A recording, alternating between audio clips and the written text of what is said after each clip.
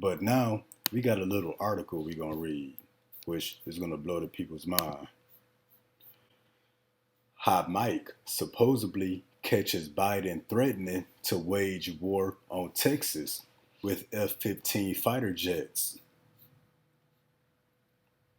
Let's read it. In the video, a muffled voice, somewhat resembling Biden's, can be heard saying the words, "We're going to make sure those cowboys don't stop the surge of military-aged men from entering." And who would the cowboys be that he's talking about? It would be the Texas state government, the Texas National Guard, the Texas state troopers, the sheriff department. You know, he said he's going to make sure them cowboys don't stop these men from coming across the border. He said if we had to send F-15s to Texas and wage war against Texas, so be it. So Biden is actually threatening to use airstrikes on American people. And we got the recording. So we about to bring that up real quick. Good old sleepy ass Joe.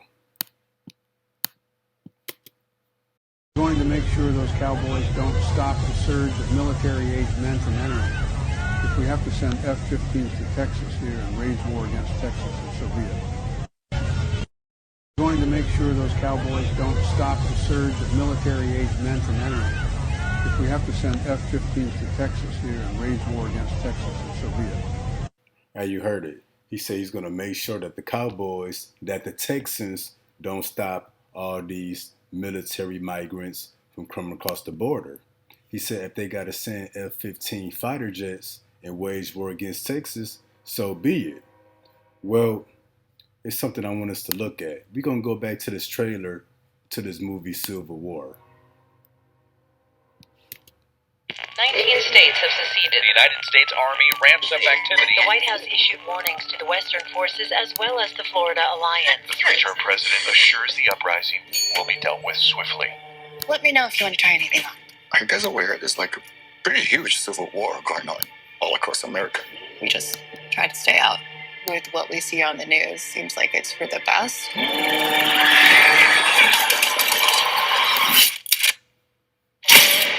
Citizens of America, the so-called Western forces of Texas and California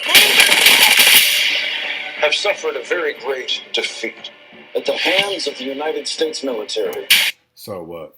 He said the forces of Texas and California suffered a defeat by the hands of the U.S. military. So the U.S. military, Border Patrol, they overthrew the state government of Texas and California, also destroying their National Guard, their state troopers, the sheriffs, the local police department, and any militia groups. So we covered that already, but this is the point that's coming up. Mr. President, do you regret the use of airstrikes against American citizens? What was that? That was some F-15 fighter jets. Now, let's go back to this recording real quick. Going to make sure those cowboys don't stop the surge of military-aged men from entering. If we have to send F-15s to Texas here and wage war against Texas, so be it. He said if you got to send F-15s to Texas and wage war against Texas, so be it. Do you regret the use of airstrikes against American citizens? What's some airstrikes? That's some F-15s. And in the movie, he asked the president, do you regret using those F-15s? Do you regret using airstrikes on the American people? President, do you regret the use of airstrikes against American citizens? We're moving to D.C. So that's the point. You know, Civil War is not just residents fighting U.S. citizens fighting against other U.S. citizens. It could be the U.S. citizens going to war against the federal government, in which the federal government, you know, they would send in their military. But see, they're not going to send in the U.S. military. Why? Because the U.S. military got family and friends here. They're not going to hurt their own people. They're not going to do airstrikes on their own people. So what? They got to send all of them out the country to Israel, to Yemen, to the Red Sea, to Ukraine, to Europe, to Taiwan, to South Korea, anywhere but America, so they can bring in this migrant foreign military to wage war against the U.S. people. Them people got no care for us, no relation to us. And I'm speaking to you Americans, these foreigners don't care about y'all. All right, so we got that. We about to hit the scriptures now. So I just want to show that movie Civil War, that there was a civil war. The federal government waged war against U.S. citizens, used airstrikes, and actually overthrew the state governments for a number of states. And not to mention, on that clip, Biden said what? Going to make sure those cowboys don't stop the surge of military-aged men from entering. If we have to send F-15s to Texas here and wage war against Texas, so be it. They on a job assignment. So now we're gonna get Ezekiel 21:9. Son of man, prophesy, thus says the Lord Yahweh. Say a sword is sharpened and also furbished. And what's the sword being sharpened today? Esau polishing up his military, upgrading his technology, perfecting his weaponry. So his sword, his weaponry, his military is being sharpened and also furbished. It is sharpened to make a sore slaughter. So Esau don't spend billions of dollars on his military and his weaponry for nothing. It's to make a slaughter of you American people. It is furbished that it may glitter.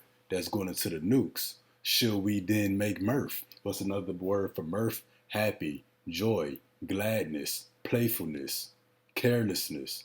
So should you be making joy, living it up, living your best life at a time like this?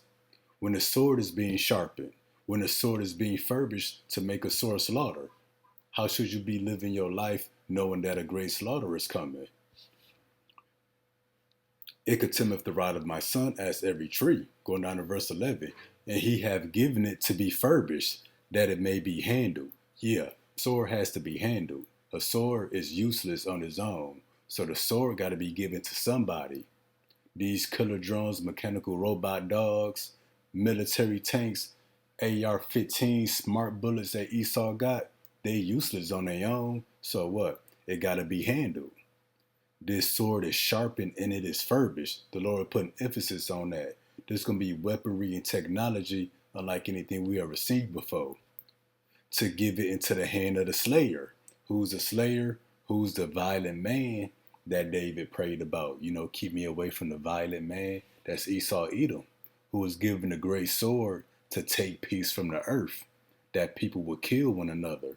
So yeah, Esau's blessing is a sword, but he extended his blessing to the people of the earth, especially the people that's working for him, being these migrant soldiers. That's a sword being given into the hand of the slayer, beginning with Esau, but also all his flunkies, crying, "How, son of man, for it shall be upon my people."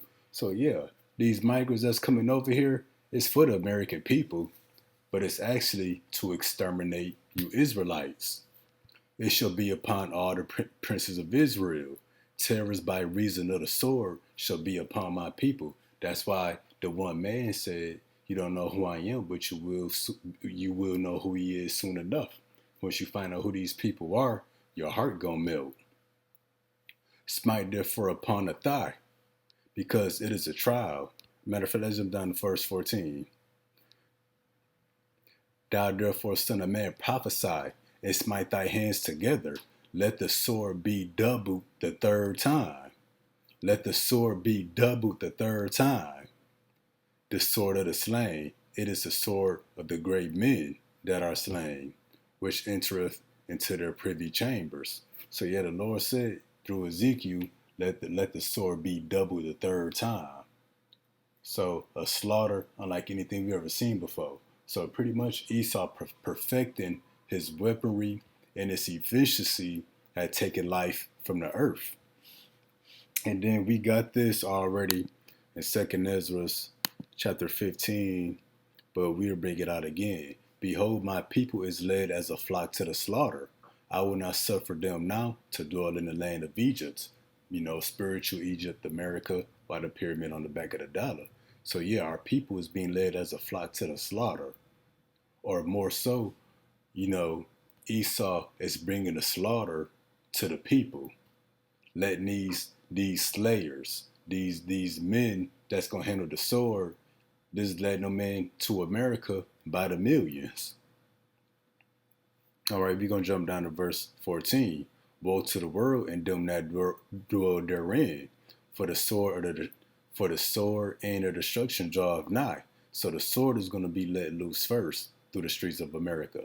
Purges, exterminations, riots, chaos, civil wars. Then the destruction, the nuclear destruction. One people shall stand up and fight against another. That's on all levels, and swords in their hands. For there shall be sedition among men. That's the people fighting against the government, and the government fighting against the people, and invading one another. Home invasions, no safety, no security.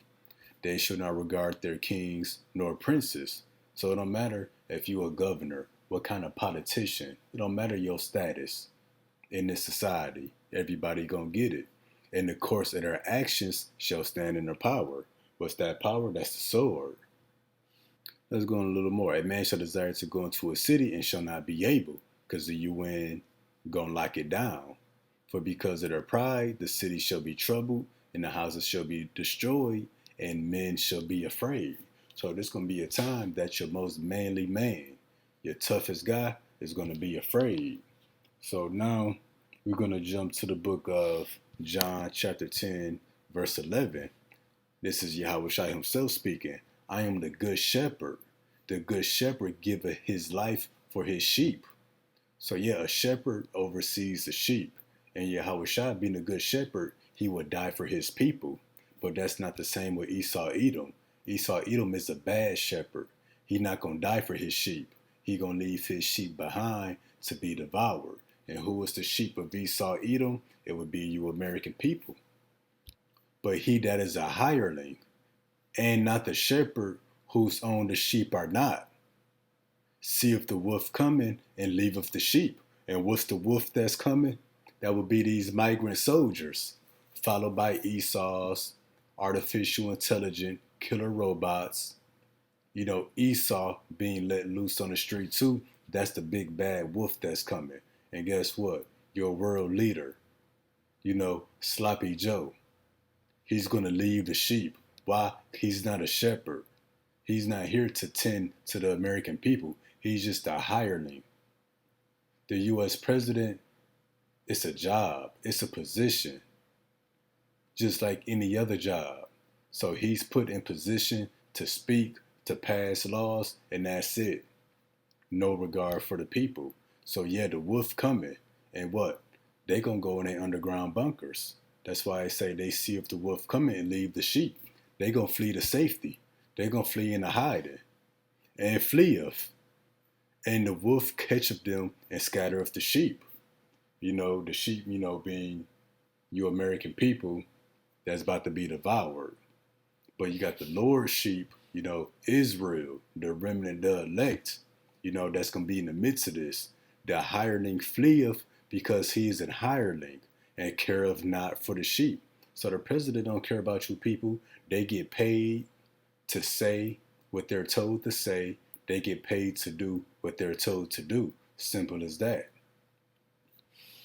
And now we're going to jump to the book of Sirach, chapter 10, verse 3, also known as Ecclesiasticus. An unwise king destroyeth his people, but the prudence of them which are in authority, the city shall be inhabited. So yeah, an unwise king is going to destroy his own people.